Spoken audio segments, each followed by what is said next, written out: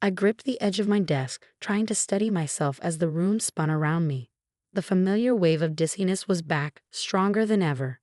My coworker, Amanda, rushed to my side. "Olivia, you're white as a sheet. Maybe you should go home." "I'm fine." I mumbled, though the words felt thick in my mouth. "Just need to drink Mom's smoothie. She says it'll give me energy." I reached for the mason jar filled with the greenish-brown liquid my mother had insisted I bring to work. Every morning for the past 3 months, she'd been making these special health smoothies for me.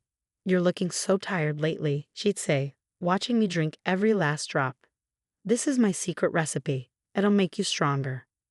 My name is Olivia Chen, and at 28, I never expected my mother's health kick would land me in the emergency room. It started subtly. Mom had always been health conscious, but after my younger sister Megan became a wellness influencer with a growing social media following, Mom's interest in natural remedies intensified. She started attending Megan's wellness seminars, buying exotic supplements, and experimenting with various concoctions. I became her unwitting test subject. "You work too hard," she'd say, pushing another smoothie toward me during our mandatory Sunday family dinners. "These natural ingredients will help you keep up with your demanding job." At first, I appreciated her concern. Working as a legal assistant at a prestigious law firm was demanding, and I did feel tired most days. But as weeks passed, instead of feeling more energetic, I felt worse. The dizziness started first, then came the tremors and heart palpitations. Some days, I could barely focus on my computer screen. When I mentioned these symptoms to my family, their reactions were dismissive. "You're just not used to healthy living," Megan would say, flipping her perfectly styled hair. "Your body is detoxing." "Stop being dramatic," Dad would add. "Your mother is just trying to help. You've always been the lazy one." The lazy one. That label had followed me since childhood, a constant comparison to my energetic, ambitious sister.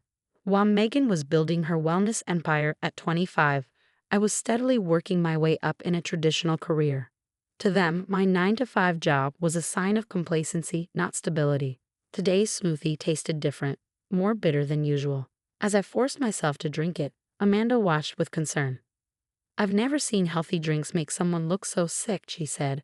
"Are you sure there's nothing weird in these?" I shook my head, immediately regretting the movement as another wave of dizziness hit. "Mom makes them herself," she says.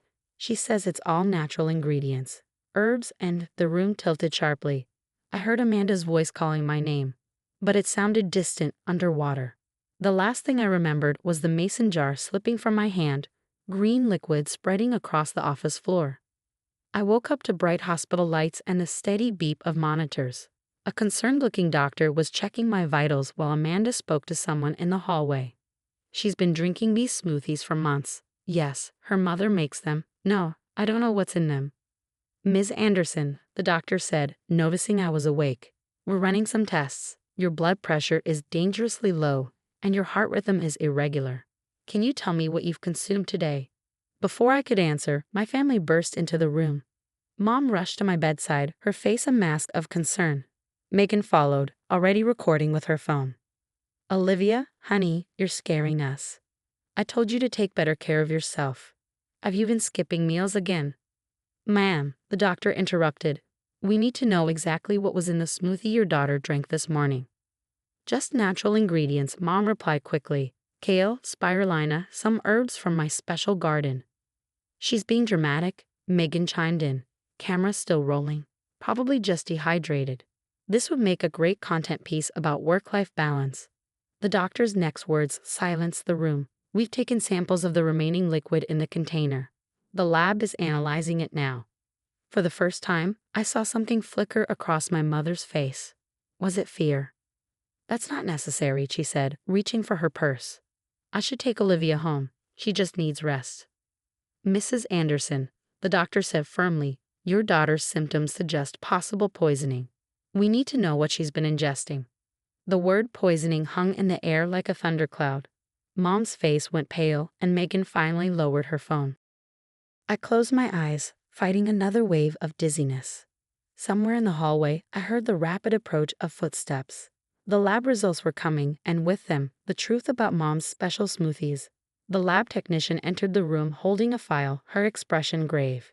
She whispered something to the doctor, whose eyes widened as he reviewed the results. The atmosphere in the room shifted instantly. "Mrs. Anderson," the doctor said, his tone now sharp, "would you like to explain why we found significant levels of sedatives and weight loss medications in your daughter's smoothie?" The room fell silent. Megan's phone slipped from her hand, clattering to the floor. Dad, who had been quietly standing in the corner, stepped forward. "There must be some mistake," he stammered. "Martha only uses natural ingredients." The doctor continued, his voice growing harder with each word. "We found traces of multiple prescription medications, including some that are not legally available in the United States. Mixed together, these substances could have caused severe organ damage or worse." I stared at my mother, who had backed away from my bed, her face ashen. All those months of feeling dizzy, weak, and disoriented suddenly made terrible sense. "Mom," my voice cracked. "What did you put in those smoothies?" She wrung her hands, her carefully maintained facade cracking. "I just wanted to help you, sweetie. You were always so tired, so sluggish." Megan's followers love her energy, her slim figure. "I thought if you just had a little help." "Help?" I interrupted, anger finally breaking through my weakness. "You've been drugging me." "They were just supplements," Mom protested. "Special ones I got from my wellness group. Marie's daughter lost 30 pounds using them. And you were starting to look so much better, more like Megan." "Mrs. Anderson," the doctor interrupted, "these aren't supplements. They're dangerous combinations of prescription medications. Your daughter could have died." Security arrived at the door, accompanied by 2 police officers. A detective followed, holding what I recognized as my mother's phone. "We found evidence in your text messages about purchasing unregulated pharmaceuticals," the detective stated. "You'll need to come with us." Mom's composure shattered completely. "But I'm her mother. Everything I did was for her own good. Olivia, tell them. Tell them how much better you were looking." As they led her away, I noticed Megan had retreated to the far corner, her influencer confidence completely gone. Dad stood frozen, his world visibly crumbling around him. The detective stayed behind to take my statement. I told him everything, the daily smoothies, the increasing symptoms, Mom's insistence that I drink them while she watched. As I spoke, memories surfaced of other strange incidents, Mom's special teas that made me sleep for hours, vitamin pills that left me too shaky to eat. "Your mother's wellness group is part of an ongoing investigation," the detective explained. "They've been importing illegal weight loss drugs and marketing them as natural supplements. Several members have already been arrested. A nurse brought in my test results. 3 months of consuming these cocktails had strained my liver and affected my heart rhythm. I would need ongoing treatment to reverse the damage." Dad finally spoke, his voice small and broken. "I thought you were just being lazy. Every time you complained, I told you to try harder." "You never listened," I replied, too tired to soften the blow. "None of you did." Megan stepped forward, tears streaming down her face. "I didn't know, Liv. I swear I didn't know what Mom was doing. But I promoted those wellness groups on my channel. What if other people's mothers—" She couldn't finish the sentence. Her perfectly curated wellness empire suddenly seemed built on quicksand. The next few hours were a blur of medical procedures and police statements. Amanda stayed with me, her steady presence a stark contrast to my family's chaos.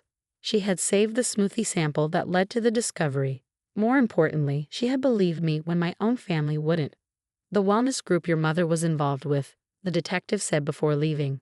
"They're facing serious charges. We'll need your testimony." I nodded, thinking of other potential victims, other daughters whose mothers might be mixing special smoothies right now. As night fell, my hospital room finally quieted. Dad and Megan had left, both shattered by the day's revelations. My phone buzzed with message after message from relatives and family friends, ranging from shock to denial to angry accusations that I was destroying the family by pressing charges. I turned off my phone and stared out the window at the city lights. The dizziness had finally subsided, my thoughts clearer than they'd been in months. The doctor said it would take time for all the drugs to leave my system, for my body to heal from what my mother had done to me. But as I lay there, I realized something else needed to heal too. My ability to trust, to believe in my own perceptions when everyone around me denied them.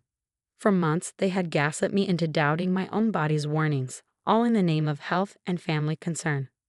A soft knock at the door interrupted my thoughts. It was Amanda, returning with a cup of plain water. No special ingredients, no secret supplements.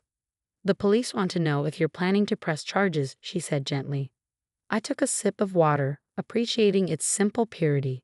"Yes," I replied, my voice stronger than it had been in months. "Yes, I am." The truth about Mom's smoothies had come out, but I knew this was just the beginning.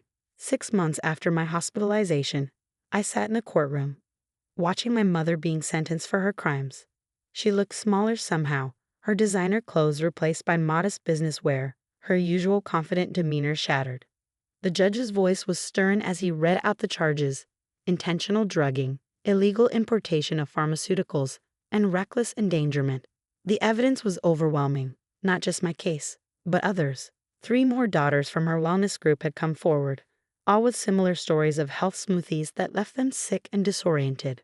"Martha Anderson, you use your position as a mother to systematically poison your own daughter," the judge declared. "This court sentences you to 5 years in prison, with additional mandatory counseling." Mom broke down, turning to face me in the gallery. "I only wanted you to be perfect. Like Megan. Everything I did was out of love." I didn't respond. These past months had taught me that some kinds of love are more toxic than any smoothie. The aftermath of Mom's arrest had transformed our family. Dad sold their house, unable to face the neighbors' whispers. He'd moved to a small apartment across town, where he was finally attending therapy to address his enabling behavior. Our Sunday dinners were replaced by awkward monthly meetings at neutral restaurants, where we carefully avoided discussing Mom. Megan had faced her own reckoning. Her wellness empire crumbled after her followers learned about our mother's crimes. She'd lost sponsorships and followers, forcing her to confront the dangerous side of the health culture she promoted. Now she was back in college, studying nutrition properly this time, determined to rebuild her career on a foundation of genuine health science rather than dangerous trends. "I'm so sorry, Liv," she told me recently, her designer outfits replaced by simple jeans and t-shirts. "I was so caught up in the lifestyle, the followers, the pressure to be perfect. I never saw what it was doing to our family." My own recovery had been a journey of both physical and emotional healing. The doctors said I was lucky. With proper treatment, my liver and heart functions were returning to normal. The psychological scars took longer to address. I'd started seeing a therapist who specialized in family trauma, learning to trust my own instincts again. Amanda had stayed by my side through everything. She testified at the trial, describing how she'd noticed my declining health when my own family ignored it. Her friendship became my anchor as I rebuilt my life. The case had attracted media attention, shining a light on the dangerous intersection of family pressure and wellness culture. I'd received messages from women across the country sharing similar stories of mothers, sisters, and aunts pushing dangerous health products on them. After the sentencing, I started a support group for survivors of family-induced medical abuse. We met weekly, sharing stories of smoothies, supplements, and subtle poisoning disguised as care. Some women cried as they described years of being told they were too sensitive or not trying hard enough, while being systematically drugged by those they trusted most. Today, standing outside the courthouse after the sentencing, I felt lighter. Not because of any smoothie or supplement, but because I'd finally broken free from the toxic cycle of family perfectionism. Dad approached me hesitantly. "Olivia, I don't know how to make this right." "You can't," I replied honestly. "But you can do better going forward. We all can." Megan was waiting by my car, her face free of the heavy makeup she used to wear. "Want to grab some coffee?" she asked. "Just coffee, nothing added. I promise." I smiled, appreciating the small gesture of understanding. We drove to a local cafe, one I discovered during my recovery. The barista knew my order. Plain green tea, no special ingredients needed. As we sat there, Megan showed me her new blog post, an honest account of how wellness culture had poisoned our family. The comments were flooding in, others sharing their own stories of pressure, perfectionism, and dangerous health trends. "You know what Mom never understood?" I said, watching steam rise from my cup. "True health isn't about looking perfect or fitting some ideal. It's about listening to your body and respecting its limits." Megan nodded, tears in her eyes. "I wish we'd all learned that sooner." My phone buzzed, a reminder for tomorrow's support group meeting. We'd be discussing how to set boundaries with family members who push dangerous health trends. I'd share my story again, not as a victim, but as a survivor who'd learned to trust herself. The afternoon sun streamed through the cafe window, warming my face. For the first time in years, I felt truly healthy, not because of any smoothie, but because I'd finally learned to protect myself from the kind of love that poisons. My mother's health smoothies had nearly destroyed me, but they'd also set me free.